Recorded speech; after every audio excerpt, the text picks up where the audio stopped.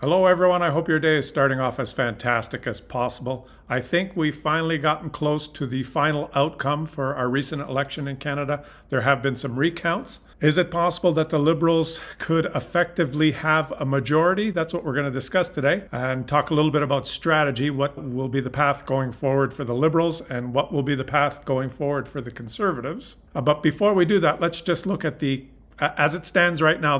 It may change. But it's looking pretty likely that this will be the final result of the election. The leadership profile of the House of Commons as it stands right now looks like this.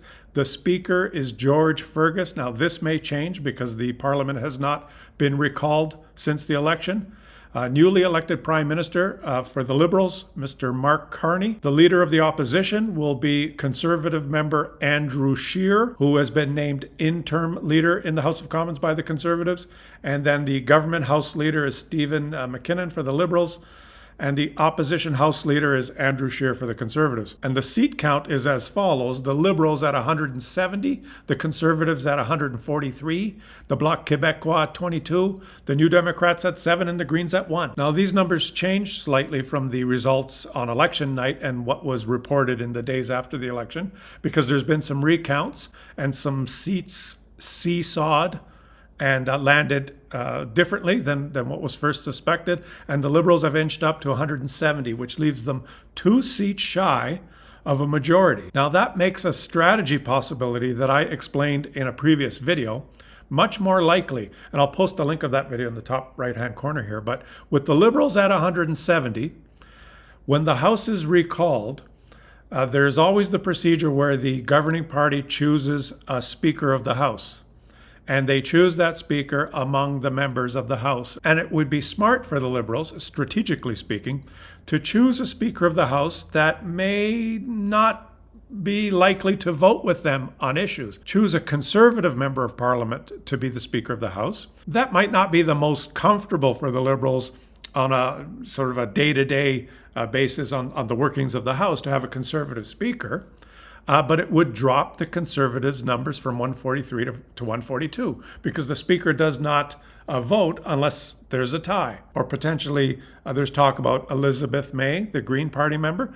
But that might not be the best strategic move for the Liberals because the Greens typically vote with the Liberals, and so do the New Democrats. So look for them to maybe pick a Conservative, or could it possibly a Bloc member? I don't think that's likely for them to choose a Speaker of the House from the Bloc. That means the Liberals only need 1 member of the House to cross the floor when Parliament resumes. What do you think the possibility of that is? Now, Mark Carney so far has said no, he's not interested in making any deals, but this is politics and anything could happen. And it's razor thin right now. Now, with respect to these recounts and the fact that a few seats flipped in the Liberals' favor, of course, the Conservatives jumped all over this and used this situation to try and take money from their supporters. And in fact, the Conservative Party sent out a fundraising email which alleges the Liberals are, quote, trying to tip the scales in riding recounts. And in that fundraising email, they said things like, quote, help us hold the line.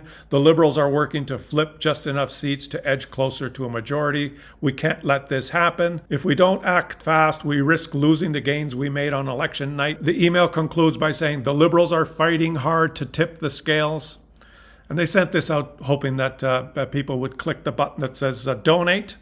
And of course, this email is targeting their staunchest supporters and people who are probably upset that they lost the election, their base, I guess. And it's really sad that they would stoop so low to do this, using inflammatory rhetoric and downright lies to just try and take money from their supporters. It's a typical tactic. And I know that some of you are saying, well, if these people that received this email are stupid enough to send them money, thinking it will somehow change the totals in the recount, they deserve it. And I don't view it that way. I don't blame it on them. They're just Canadians like the rest of us. And it's the Conservative Party that's preying on their disappointment of losing and spewing lies at them, knowing that it's an effective strategy to separate money from their supporters. And that they just want the money for their party. And if they have to spread misinformation to get it, to grift from their own supporters, I guess they don't care. So I actually feel sorry for them. And if there's any conservatives that have received this email and are trying to figure out whether they should press the donate button,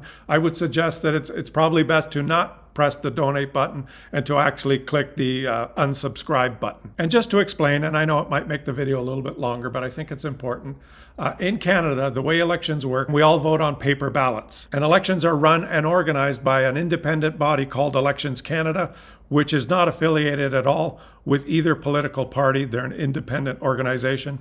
So we all vote on paper ballots, and I've worked in Canadian elections, and any Canadian citizen can volunteer, I use the word volunteer, but you get paid, to help run our elections. And I was one of those guys that sat there when people came to vote, and I had my little booth, and I and a helper, the two of us, were processing people whose names ended with from the letter D to the letter G or something like that in a certain district.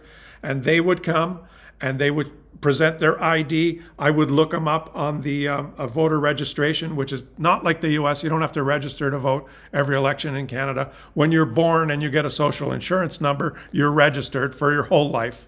All right. If you move and you're voting in a different district for the first time, you have to bring some form of identification that shows your address, your new address.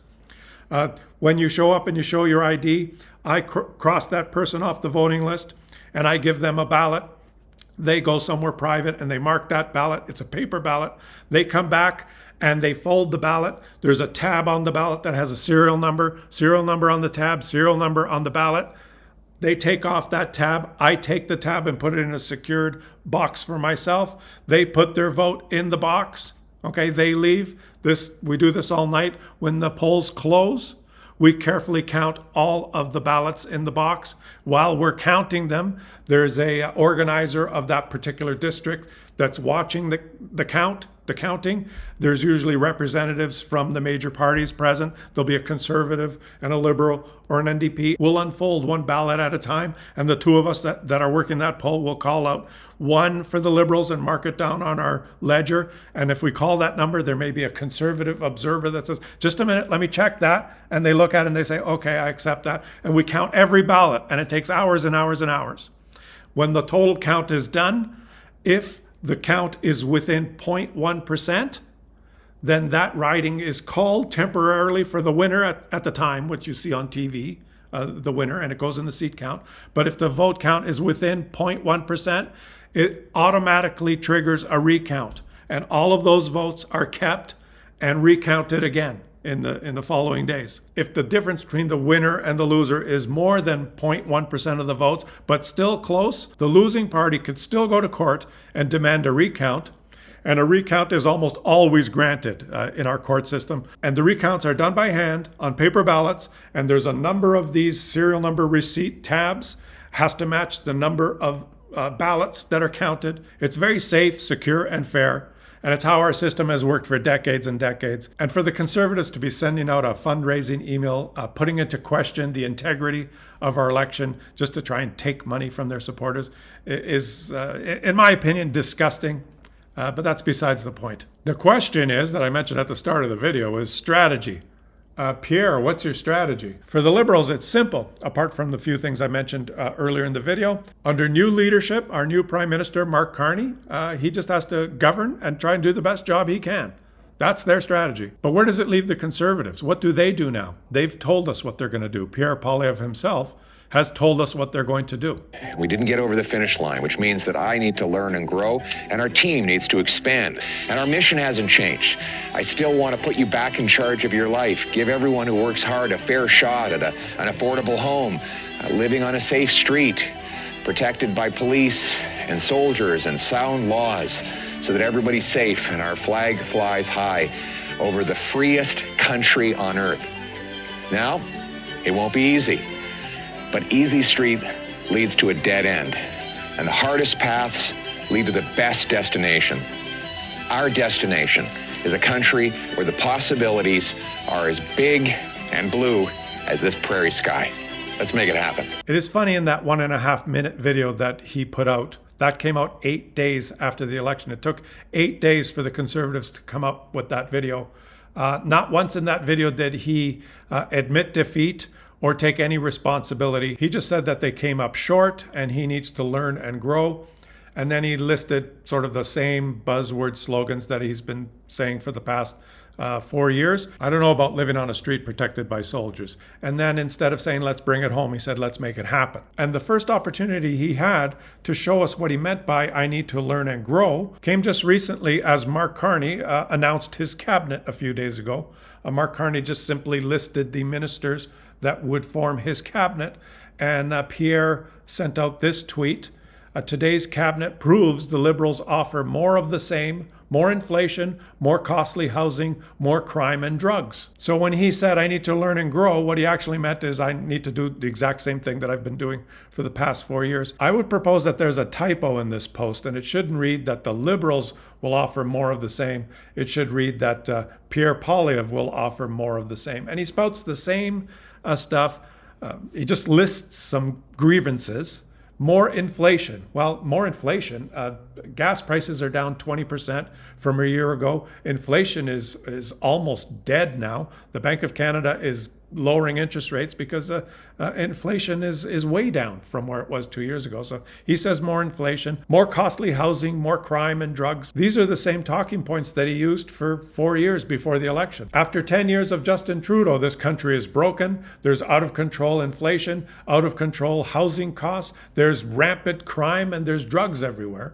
We need a carbon tax election now. But that didn't work. You lost. And in fact, you were leading by 27 points before the election, and you lost. It's going down historically and being quoted all over the world as one of the biggest, most humiliating defeats in the history of politics in the world. This strategy didn't work. And one of the reasons this strategy didn't work is because it's so simple to counter. Think of the 4 years before the election. After 10 years of Justin Trudeau, everything's broken and we need a carbon tax election now. That's very easy to counter.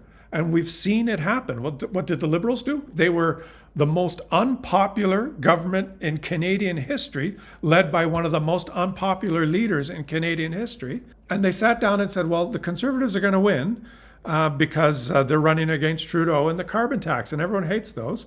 So we'll just get rid of those. Trudeau will resign, we'll choose a new leader, and we'll eliminate the carbon tax. And then it became a new campaign between Pierre Poilievre and Mark Carney, a new leader, with new issues. Throw a little Donald Trump in there, and it was a humiliating defeat. So the big question going forward, do you think this is a good strategy for the Conservatives to just basically more of the same? And as I mentioned in the beginning of the video, the Liberals are very close to forming a majority with a new leader. If they form a majority, they're in power for 4 to 5 years, guaranteed. If they're very close to a majority, things could play out a little bit different. But do you think this is a good strategy for the Conservatives to just promise more of the same, which I guess resonates with their base and their stronghold of support, which lives typically rurally, to constantly fearmonger and spout rhetoric at these people that live rurally, saying the cities, it's dangerous, there's drugs everywhere, crime is rampant, we have to live in safe streets guarded by police and soldiers, and if you leave your farm and venture into Vancouver, oh heaven forbid, with the rampant crime and drugs, we need to stop this. It's all the Liberals' fault that our cities are falling apart. This type of rhetoric, which works when you don't live in a city, you're just spouting nonsense at people and instilling fear and disagreeing with everything and constantly crying wolf. You know, if you're sitting in a movie theater and someone yells fire, you probably get up and run for the exits. But if someone yells fire 25 times during a movie, after the first few times when you're ready to exit and you're wondering if there's smoke in the air, after 25 times, don't you start getting sick of it? And this is the big risk for the Conservatives. Are they just going to simply run with this guy in charge again, spouting the same slogans instead of bringing it home? Let's make it happen. Tweaking them a little bit, but just hitting the same points over and over and over again? Well, number one, it's easy to counter when an election finally does happen. He could spout these slogans for the next 3 or 4 years, and then when an election is about to happen, the Liberals could address whatever slogans he's spouting by making changes right before the election. That's number one. Or number two, and heaven forbid, maybe the Conservatives haven't thought of this, maybe Mark Carney does a really good job. Maybe Mark Carney ends up being a very good prime minister, and he guides the nation through this crisis that we're having with tariffs from the Americans, and the Canadian economy actually does well and grows. And it's funny, but true, but a growing, successful economy that's successful for a large majority of Canadians in the middle class really decreases the fear of all the slogan shouting and all the negative issues that an opposition member can shout. So if the Conservatives just keep moving forward with the same everything's broken and everything's a disaster and we need to take our country back strategy, they're open to failure should the new leader prove to be very good. And a new leader can have a 8, 9, 10-year shelf life. Someone that does a really good job, if Mark Carney does a really good job for 3 to 4 years, and then another election happens, it's very common for a successful leader to win again. So are the Conservatives just going to keep doing this for another 4 to 8 years, going on and on and on about how everything's terrible? And here's another factor, and this is particular to Canadian elections compared to the US elections, is that we do not have a fixed election date. The governing party can call an election at any time. And in fact, for example, the Conservatives in Ontario, led by Doug Ford, saw an opportunity while the turmoil with the Trump tariffs was in the heated debate in the country. Doug Ford saw an opportunity, even though there was no need to have an election in Ontario for another 2 to 3 years. He called a snap election and used that issue and his popularity as Captain Canada to win a majority. And now he's safe for 4 years.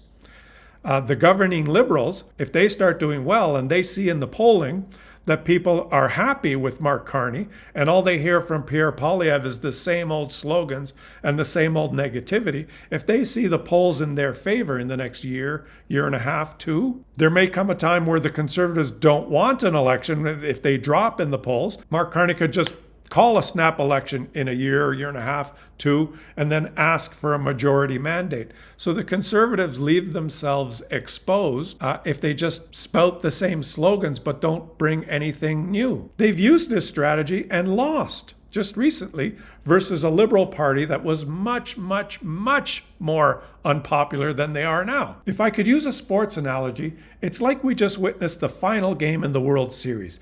The bottom of the 9th inning, the Conservatives were leading by 27 runs. The score was 27-0. Conservatives 27 points up, the Liberals 0. And they had their closer MVP, Pierre Poilievre, on the mound.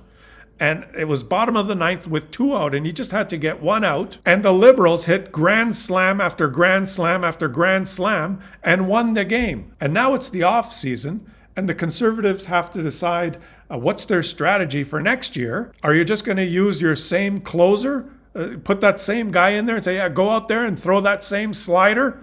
Maybe it'll work out this time? They've showed us nothing new. And in fact, Pierre Poilievre is indicating very loudly that just expect more of the same. And this leaves Mark Carney in a fantastic position. He has to just be the prime minister now. And he said that his priority will be the economy. And he has to govern with that priority. And if the Liberal Party notices through their polling that things start looking favorable for Mark Carney and themselves, it's possible, and I'm not saying in 6 months or 8 months, but it's possible that in 2 years, we could be having another election where Mark Carney will be asking for a large majority. Leave some comments. Let me know what you guys think the correct strategy would be. I'm just a little perplexed that in the initial statements, right after the election, right after the gate, when you can try and set a new tone, the Conservatives just didn't take a little time to maybe even just have some meetings with their caucus to try and formulate a new plan. They just came right out of the gate saying, they didn't even admit that they lost. They just said, well, we fell a little short, but the Liberals are promising more inflation, more crime, more drugs, more unaffordable housing. The Liberals have destroyed everything, and I guess we need another carbon tax election now. Well, maybe not carbon tax. We need to axe something and bring it home or whatever. Right? They're just using the same strategy. And that may really backfire. It may not resonate with people. It certainly will not resonate with people in Quebec and most of the cities in Ontario. And the other thing that I think is could be a blunder for the Conservatives is, why are you choosing Alberta to run in a by-election, to run in a safe seat in Alberta? You don't need more votes in Alberta. You don't need to solidify your support in Alberta. And I know there will be some viewers that say, oh, he's running in Alberta because an Alberta MP offered the seat. Well, guys, this is politics. Right? The political party figured out which seats would be safe for Pierre Poilievre to run in. They probably had a list and they said, we need to be guaranteed that he'll win, so we'll only consider seats that have had over 70% support. And that's going to be a small list of seats, maybe a half a dozen or a dozen seats. And then they phoned all those people and they said that theirs was one of the seats that could potentially be good for Pierre. And I'm sure that the guy who gave up his seat so Pierre could run in a by-election has been promised some juicy position should Pierre ever win a future election and become the Prime Minister. But choosing a rural seat in Alberta may not be the best strategy for someone who eventually will have to win seats in Quebec and Atlantic Canada and Ontario in the cities. Now, he lost his own seat in Ottawa, and I'm not sure what the polling numbers are in other seats in Ontario and Quebec. Perhaps this was the only safe place he could go, but it makes it very difficult because even a very popular Conservative leader in the past, Brian Mulroney, famously explained how Conservatives have to win elections. And he said they have to win from the center out. They have to win Ontario and Quebec first, and then the rest of the country will come. They can't start in Alberta and win 90% of the votes and hope that Alberta sentiment and Alberta support spills into the rest of the country. That's not how politics works in Canada. You have to win the center first, and the extremities come along. You won't win just by increasing your popular vote in Alberta by another 15 points. You've already won those seats. So let me know what you guys think. Do you think that Mark Carney is going to do a good job and solidify support and move up in the polls and potentially call an election in the future to try and win a majority? Do you think with the Liberals at 170 seats now that there's still potential for a new Democrat to cross the floor? And do you think that the Conservative strategy is sound? Do you think that, well, they just have to keep playing the same game? And eventually, if they keep pounding it down our throats, we're all going to say, okay, Canada's broken, everything's terrible. Drugs and crime are rampant, and we need soldiers and police guarding us, and we'll give you a shot. Now, it is true from a Conservative perspective that eventually governments change, and they're probably thinking, well, the Liberals have been in power now for 10 years, add another 4, we'll be at 14. Eventually our message will get through. But will it? Or could we be in another 8 years before people get sick of Mark Carney? There's always a shelf life. That's true. And the Conservatives are, their strategy is to just say, well, eventually the Liberals are going to expire and Pierre will be there. We don't need policies. We just need to keep pointing out what's broken and what's terrible about Canada over and over again every day. And if we keep doing that, eventually people will like us. To me, it's not a good strategy, but I'm interested in hearing what you guys think. Leave some comments in the comments section, guys. And don't forget to subscribe to the channel if you're enjoying the content. If you're really enjoying it and you want to consider supporting the channel more, become a channel member. I would appreciate that. And I will catch you guys. I'll read your comments and I'll catch you guys on the next one.